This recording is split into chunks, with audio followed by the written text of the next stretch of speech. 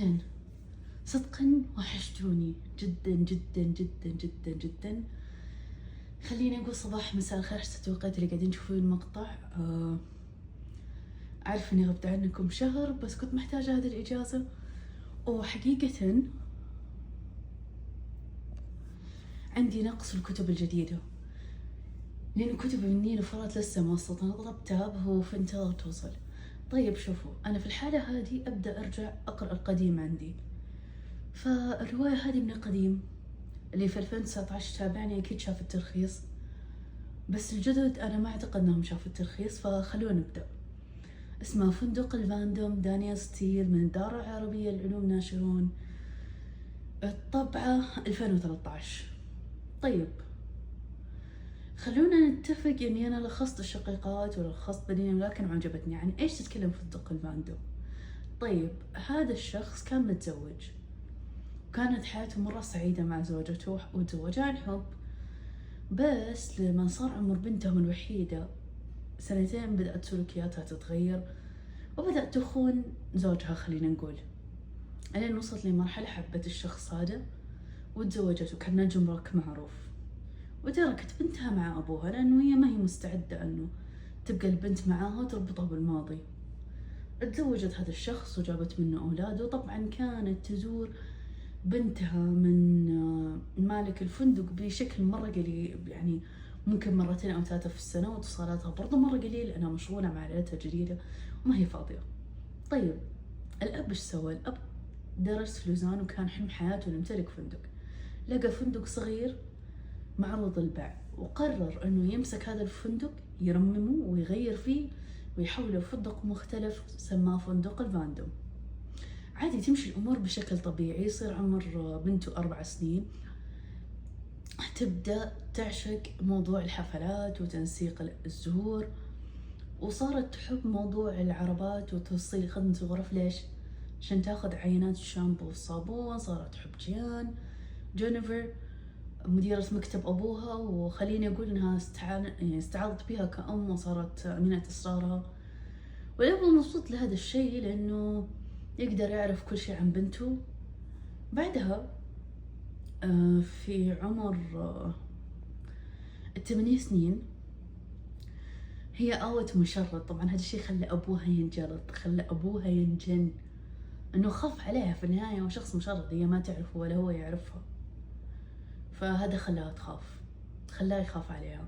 طبعا أغلب يومه كان مشغول، ما كان عنده وقت إلا إنه ياكل ويتغدى بس. لكن تقدروا تقولوا إنه السنين مشت بسرعة وكبرت البنت وقررت قرار صدم أبوها فيما يتعلق بمجالها العملي وفيما يتعلق بتخصصها. طبعا انتوا حتعرفوا ده القرار بعدين لما تقرأوا الرواية، لأني أنا ما بحرق عليكم، أنا بس هذه البداية. طيب الترجمة ممتازة، وصف الأماكن وصف المشاعر عظيم. الإيقاع ما هو متزن. في البداية كان مرة سريع. في الفصل الأول فجأة هم تزوجوا الأم والأب، يعني لحظة يعني لحظة، احنا ما نعرفهم كيف تزوجوا الفصل الأول؟ هذا مو منطقي. الإيقاع كان سريع بعدين صار بطيء بشكل غريب. يعني كان المفروض انه يكون في البداية بطيء عشان نفهم الشخصيات، بعدين يصير الإيقاع سريع، فحسيت بالملل. خليني أقول مع إني من زمان قرأت الرواية بس لسه في تفاصيل عالقة في بالي، وهذا الشيء عظيم. نهاية الرواية سعيدة وأنا أحمدك يا رب، أنا حرمت من نهاية الحزينة، فأنا مبسوطة إن نهاية الرواية سعيدة جدا جدا جدا. وخليني أقول لكم شيء، الرواية تتكلم عن الجانب السيء برضو في إنه واحد يكون عنده مشروع الخاص اللي ما حد يلتفت له. الناس كلها تروح له فلوس وهذه مواضيع ما حد يلتفت لها جانب. فمبسوطة صراحة إنه دانيال ستيل ذكرت هذا الجانب، ومبسوطة أكثر إنه الرواية هذه ترجمت العربية، ومبسوطة أكثر إني أنا ما تخليت عن هذه الرواية. أعرف إنه كنت ملخصة حتى آخر الزمن برضو دانيال ستيل بس شلتها لأن ما هي بجمال وروعة فندق الماندوم. مو بس إنه الأحداث كانت تصير في أمريكا، في أحداث صارت في باريس، في أحداث صارت في لندن، وهذا التنوع صراحة اللي خلى الرواية ممتعة. خلى الرواية مو بس عن فندق، خلى الرواية كأنها أدب رحلات بس بشكل ممتع وجميل الصراحة. واقعية شخصياتها، مشاعر الغيرة، مشاعر الغضب، مشاعر الحزن. شخصياتها مو مثالية، مو مسطحة، لا من جد يعني شخصيات عميقة وتشوفها في حياتك الواقعية. أنا كانت مأساتي في الرواية السابقة أن الشخصيات مرة مثالية، ما في أي كوارث، كل شيء يمشي زي الفل، ما في أي خليني أقول عقبات. لكن الجميل في هذه الرواية في عقبات، وهذا اللي صراحة أنا كنت أدور عليه، لأنه حياة صدقوني مرة قاسية وما هي سهلة ولا هي مثالية إلى هذا الحد. الأشرار ما دائما يموتوا في الحياة الحقيقية، بالعكس ممكن يفضلوا موجودين بس تغير شكلهم زي ما كان في مدينة الكتب. فالفكرة إنه أنا انبسطت من هذه الواقعية. انبسطت برضو من وصفها العميق للعلاقات بين الأفراد، مرة كان مهم ترى، لأنه فعليا إذا ما وصفتها بهذا العمق لا كنت حقدر أتعاطف، لا كنت حقدر أفهم، لا كنت حقدر أحس مشاعرهم. فأنا ممتنة الصراحة، جميلة جدا الرواية، وأقيمها ب4 من 5. ليش؟ في شوية إباحية ما كان لها داعي، في بعض ذكر المشروبات برضو ما كان له داعي.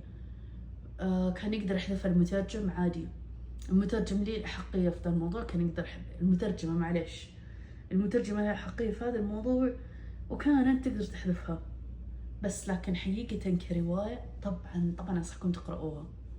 خلونا نتفق إنه أنا مبسوطة إني رجعت قرأتها، ف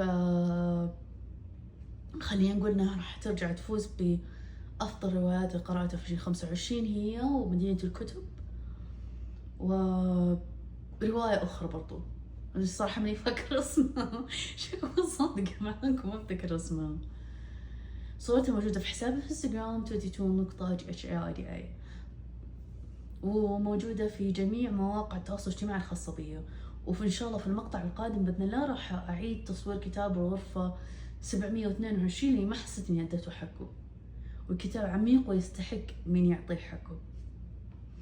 النافع الياسي كتاب. أراكم تعليقاتكم تهمني. أنا أشكر اللي طلبوا مني ألخص سلسلة لوج، بس أنا شخصيا ما عجبتني السلسلة عشان ما كملتها. أشكر طلبوا مني أقرأ قصص حالات نادرة، بس أنا دوري ألخص فقط وأحمسكم تقرأوا، مو إني أقرأ لكم. شكرا للمتابعة، إلى اللقاء، أشوفكم على خير.